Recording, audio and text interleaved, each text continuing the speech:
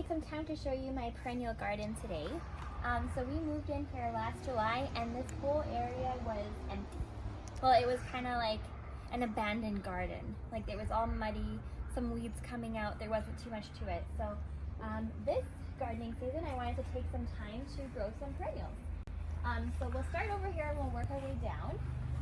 But this right here is my son's strawberry patch. He loves strawberries, and so we wanted to make a patch for him. And we actually have some strawberries coming in here.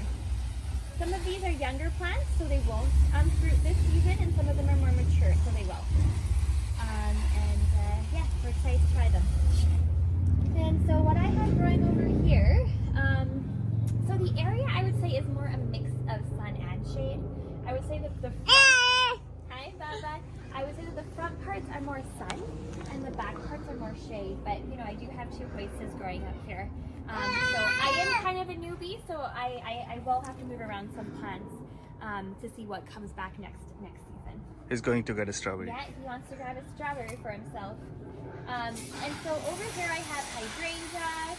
We added this clematis because we wanted to do climbing over here, but the clematis isn't doing so well. So let's give it some love, some water, and see how that does. In the back I have some hoistas. I wanted to add some color, so I added some columbines. And I'm just seeing how they do. And maybe they need some more sun, because in the back they get more shade. And so I'll have to move them around depending on how they continue for the season. We also added some ferns last year actually, and they survived the winter and came back. So we got those, and we have some lilies. Over here we have some ascibeles, which are one of my favorite shade plants. And if you look here, they're in the front as well, so I'd like to have to move them to the back. This is my bleeding heart, but it's the end of the season for this one, so it's kind of going. And I have two speedwells over here, two pink ones. So this pink one is blooming, and this one is yet to come. And I got some helleborus. I have three helleborus, one back there, one here, and one over there, actually. But those are beautiful shade plants, also one of my favorites. And over here I have a fuchsia. It's growing. It's really really spreading. So yeah. And then over here I have another. I think this is a coreopsis, and this is about to bloom. So I'm excited to see the colors come. And over here, these are actually two tulips. We had to actually cold shot them because we missed putting them in during the fall last year. So we did a cold shot for the spring, and they actually came up earlier in the season. And these ones are interesting to me as they were really spreading, and now they're blooming. I was unsure whether they would bloom or not, but yeah. And over here we have That's a tree hydrangea. a tree hydrangea that's actually about to bloom, which is pretty exciting. This here is one of my favorite sun plants. This is a lupin, and I got this as a very mature plant from a nursery nearby, and it actually bloomed, which is amazing. And then back here I have some more hoistas.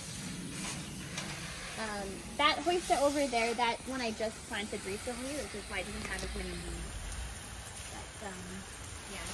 I need to give my ferns a little bit of extra love and give them lots of water because they love moisture. And then over here, it's a bit more colorful because we have lots of sun in this area. So we have some lavender here, some salvia. I have my cone flowers growing back here that are about to bloom. And then I have another helleborus back there. And over here, some of my favorite, I love the yarrows. They have so many different colors. This is a beautiful color over here. And we have the purple yarrow right there. A purple phlox, yellow yarrow. Oh, Nira wants to help you with water. Nira, you want to help me water?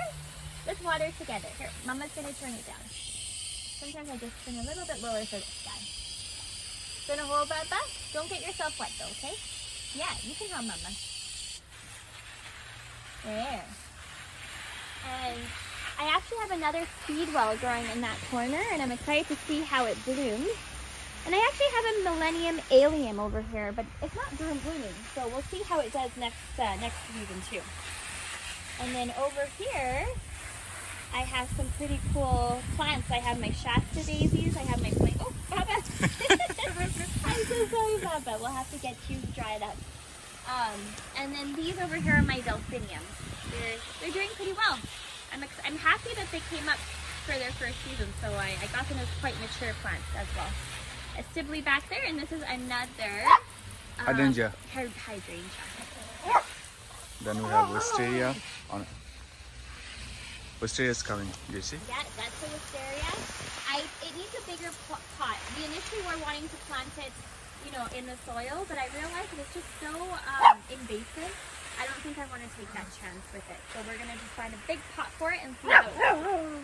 And that's beside the lilac. that's a lilac, and these are lovely smelling flowers. So Okay, I'm you want the excited water? to see it bloom. Oh, you want to hold the water? Because I don't want you to get yourself again, okay?